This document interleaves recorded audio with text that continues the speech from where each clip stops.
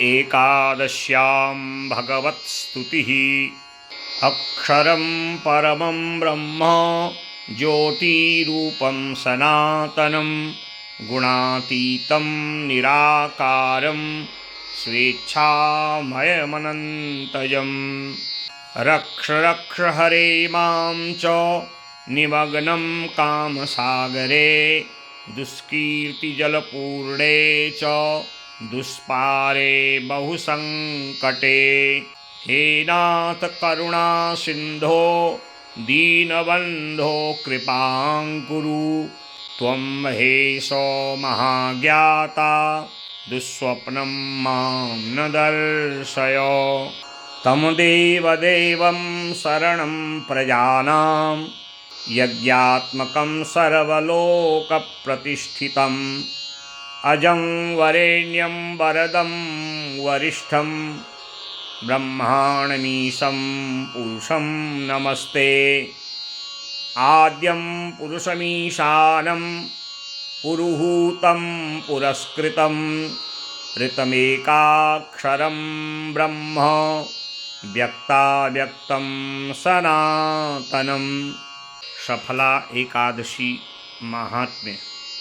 भगवान श्री कृष्ण युधिष्ठिर महाराज जी के आग्रह पर एकादशी महात्म्य की कथा श्रवण करा रहे हैं।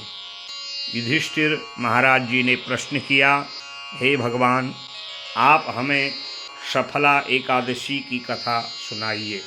श्री कृष्ण युधिष्ठिर महाराज जी से कहते हैं, जिस एकादशी के दिन भगवान विष्णु का फलों सहित विधिवत पूजन किया जाता है, उसी एकादशी को सफला एकादशी कहा जाता है। इस एकादशी के दिन विधिवत प्रातःकाल स्नान संध्या से निवृत्त होकर के भगवान श्री विष्णु का पुरुष सूक्त मंत्रों से षोडशोपचार पूजन करना चाहिए। चंदन, जौ, तुलसी, धूप, दीप, फलों का नैवेद्य और ओम नमो भगवते वासुदेवाय द्वादशाक्षर मंत्र का जप कर विधिवत उनका नीराजन करना चाहिए और विष्णु सहस्र नाम का पाठ, ब्राह्मणों का पूजन करना चाहिए।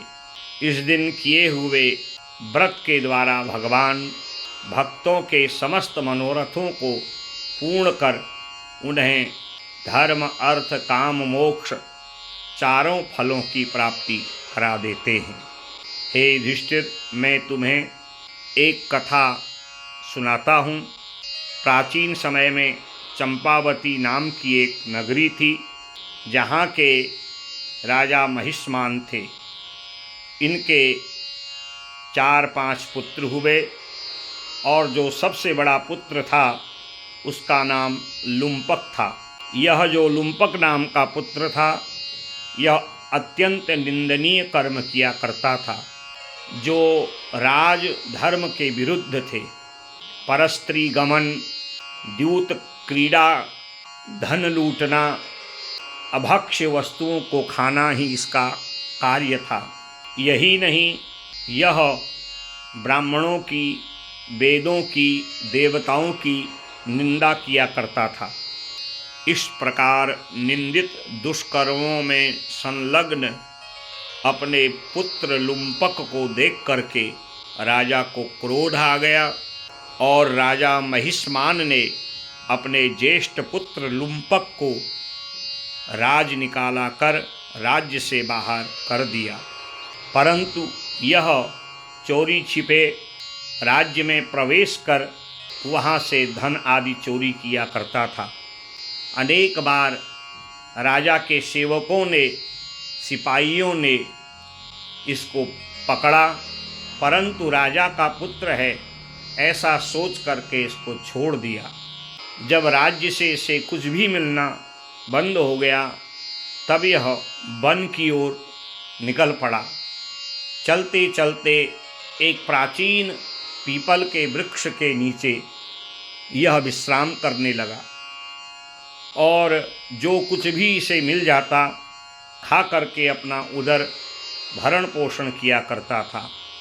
एक दिन जब पौष कृष्ण की दशमी आई तो इसको कोई भी वस्तु खाने पीने को जब नहीं मिली तो भूख प्यास से और अधिक ठंड होने के कारण यह अचेतन होकर के उस पीपल वृक्ष के नीचे गिर पड़ा और रात्रि भर उस ठंड में यह अचेतन अवस्था में रहा।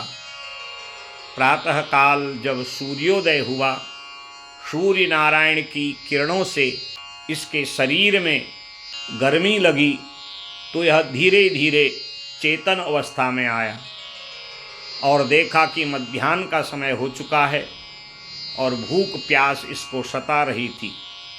यह जंगल के अंदर प्रवेश किया और कुछ फल ढूंढ के लाया।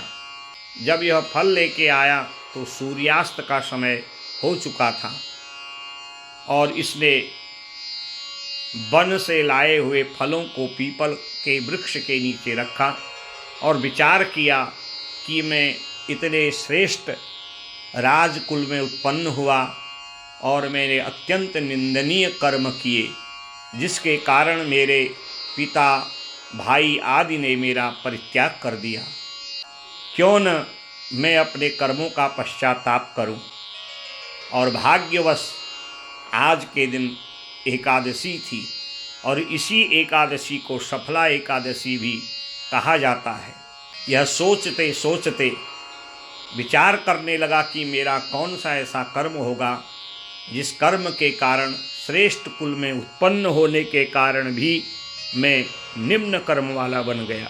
सोच विचार करते करते रात्रि बीत गई और अगले दिन जब द्वादशी तिथि आई तो इसने मन ही मन विचार किया, कल मैंने निराहार रह करके जो फल तोड़े थे क्यों न उनको मैं ग्रहण कर लूं। और तब इसने उन फलों को भगवान विष्णु को अर्पण किया और मन ही मन उनका स्मरण किया, मानो यह भगवान को नैवेद्य अर्पित कर रहा हो। त्वदीय वस्तु गोविंदो तुभ्यम में समर्पणम। भगवान श्री हरिनारायण का स्मरण करते हुए उन फलों को प्रसाद रूप में जब यह खाने लगा तो इसके पूर्व जन्म के पाप कर्म नष्ट हो गए और इसको ज्ञान प्राप्त होने लगा। और आज यह हाथ जोड़ के भगवान श्री हरिनारायण से प्रार्थना करता है, तम देव देवं शरणं प्रजानां यज्ञात्मकं सर्वलोक प्रतिष्ठितं अजं वरेण्यं वरदं वरिष्ठं ब्रह्माणमीशं पुरुषं नमस्ते। आद्यं पुरुषमीशानं पुरुहूतं पुरस्कृतं ऋतमेकाक्षरं ब्रह्म व्यक्ताव्यक्तं सनातनं। हे गोविंद, हे नारायण, आप श्रेष्ठ हैं। आप अपनी शरण में आए हुए समस्त भक्तों के पापों को नष्ट कर देते हैं। मैं मंत्रहीन, क्रियाहीन, भक्तिहीन आपका स्मरण कर रहा हूँ। मेरे समस्त पापों को आप समन करिए। श्री कृष्ण भगवान युधिष्ठिर से कहते हैं, इस प्रकार लुम्पक नाम का राजकुमार भगवान को समर्पित हो गया और उसी समय भगवान श्री हरिनारायण इस पर कृपा करने के लिए प्रकट हो गए। भगवान का दिव्य रूप दर्शन कर, भगवान का दिव्य रूप देख करके यह लुम्पक भगवान को प्रणिपात किया। दंडवत प्रणाम करके भगवान से अपने किए हुए कर्मों की क्षमा मांगने लगा। तब भगवान श्री हरिनारायण कहते हैं, हे राजपुत्र लुम्पक, आज तुम्हारे सभी पाप नष्ट हो गए हैं, क्योंकि आज तुमने अनायास ही सफला एकादशी का व्रत कर उसका पारायण पूर्ण किया है। क्योंकि मेरा एक नाम अमोघम पुंडरीकाक्षम है, मेरा दर्शन निरर्थक नहीं होता। अब तुम वापस अपने राज्य में जाओ, तुम्हारे पिता तुमसे मिलने के लिए आकुल व्याकुल हो रहे हैं। इस प्रकार भगवान के वचनों को सुन करके यह वापस अपनी नगरी चंपावती पहुंचा और राजा अपने पुत्र को देख के बड़े आनंदित हुए। राजा महिष्मान ने अपने पुत्र लुम्पक को चंपावती नगरी का उत्तराधिकारी बनाया। उसे राजकाज के नियमों को बता करके भजन करने के लिए जंगल चले गए और कुछ समय के पश्चात नियम संयम पूर्वक राज्य करते करते इसका एक पुत्र हुआ जिसका नाम मनोज्ञ था। पुत्र को योग्य देख करके उसकी सारी शिक्षा दीक्षा गृहस्थ करके भगवान विष्णु भगवान का स्मरण करके यह राज का त्याग करके भगवान श्री हरि नारायण के भजन के लिए तीर्थ आदि में प्रवेश किया। जहाँ यह तीर्थों में एकादशी व्रत की महिमा, एकादशी व्रत को करने के कारण अंततः इस देह का त्याग कर मोक्ष धाम को प्राप्त हो गया। भगवान श्री कृष्ण युधिष्ठिर से कहते हैं कि हे युधिष्ठिर, इस प्रकार जो मनसा वाचा कर्मणा इस सफला नाम की एकादशी का व्रत करते हैं उनके समस्त मनोरथ सफल हो जाते हैं और इसमें किसी प्रकार का कोई संशय नहीं है। अमोघम पुंडरीकाक्षम नृसिंहम दैत्यशूदनम जनार्दनम जनातीतम जानकी वल्लभम हरि।